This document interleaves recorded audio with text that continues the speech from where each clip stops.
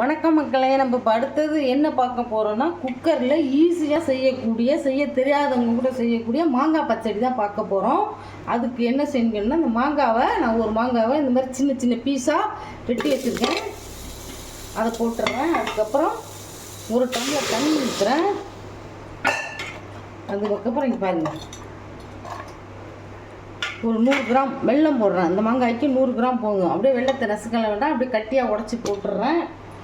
அதுக்கப்புறம் chilli powder சும்மா லைட்டாக, ரொம்ப காரமாக இருக்கக்கூடாது, கொஞ்சம் 1/4 டீஸ்பூன் போடுறேன். ஒரு சிட்டிகை உப்பும் போடுறேன். உப்பு போட்டு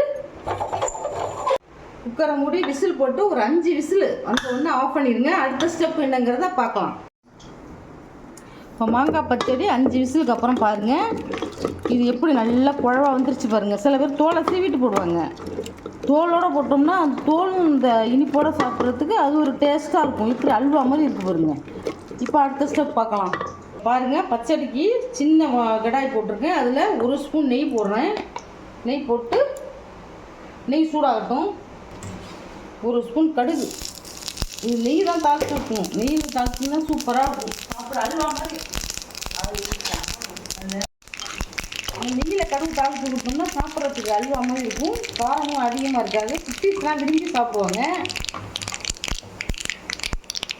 அடுப்பு ஆஃப் பண்ணிவிட்டு தாளித்த கடுகை இதில் கொட்டிடுறேன்.